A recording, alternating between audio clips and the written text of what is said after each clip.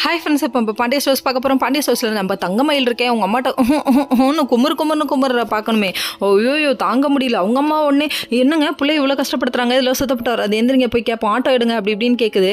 அம்மா இது பிள்ளையோட வாழ்க்கைமா, கொஞ்சம் அமைதியாருமான்னு தட்டி உட்கார வச்சிட்டாரு. என்ன பண்ணுறது, ஒரு சில விஷயத்தில் அம்மாக்கள் கோவப்பட்டாலும் அப்பாக்கள் தான் பொறுப்பாக முடிவு எடுப்பாங்க. அந்த மாதிரி அமைதியாக உட்காருமான்னு சொல்லிட்டு உட்கார வச்சு, இதை நம்ம பிள்ளையோட வாழ்க்கையை எடுத்தங்க ஊத்தன்னு செய்ய முடியாது, கொஞ்ச நாள் பொறுமையாக இருங்க, எல்லாத்தையும் பார்த்துக்கலாம் அப்படின்னு சொல்கிறாங்க. நான் எவ்வளோ நாள்ப்பா பொறுமையாக இருக்கிறதுன்றாங்க. அந்த வீட்டில் கொடுமையாக நடக்குதுங்கிறாங்க. என்ன குடும்பம் நடக்குது?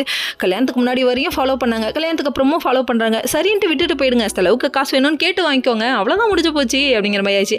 ஆனாலும் சொல்கிறது ஈஸி தான், அந்த பொண்ணு இடத்துல இருந்து பார்த்தா கொஞ்சம் கஷ்டமாக தான் இருக்கும். இது பார்த்ததுக்கு நம்ம தங்கமயிலோட அம்மா இருக்காங்களே, அவங்க வந்து உசுப்பேற்றி விட்றாங்களாமா.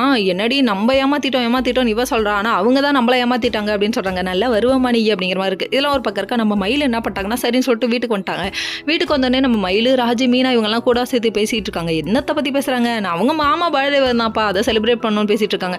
சரி சரவணன் நம்ம கதிர் எல்லார்ட்டையும் போய் சொல்லலாம் அப்படின்னு சொல்லிட்டு இவங்க கிளம்பி மேலே வந்து எல்லார்ட்டையும் சொல்கிறாங்க, உங்கள் அப்பாவோட பிறந்தநாள் வருப்பா, பெருசாக செலிப்ரேட் பண்ணலாம்ப்பா அப்படின்னு சொல்லி கேட்க, அதனால் வரக்கூடிய விளைவை பற்றி யோசிங்கயா அப்படிங்கிற மாதிரி ஆயிடுச்சு. அதுவும் இல்லாமல் இவர் பட்ஜெட் போட்டு வாழ்கிற பட்ஜெட் பத்மநாதன் மாதிரியே இருக்காரு அப்படிங்கிற மாதிரி இருக்குது. இந்த பாட்டை இவருக்கு தான் போட்டு விடணும் போல், பட்ஜெட் பத்மநாதன் அப்படின்ட்டு இவருக்கு பாட்டை போட்டு விட்டுருவோம்ப்பா அப்படிங்கிற மாதிரி ஆயிடுச்சு.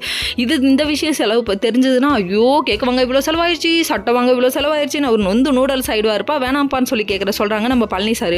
கூடவே இருக்கிற எனக்கு தான்ப்பா தெரியும், உங்களுக்கு முன்னாடி உங்கள் அப்பாவும் நல்லா எனக்கு தெரியும்ப்பான்னு சொல்லி கேட்க, ஃப்ரீ அட்வைஸ் யார் கேட்குறாங்க, வாய்ப்பே இல்லைன்ட்டாங்க. Okay friends, next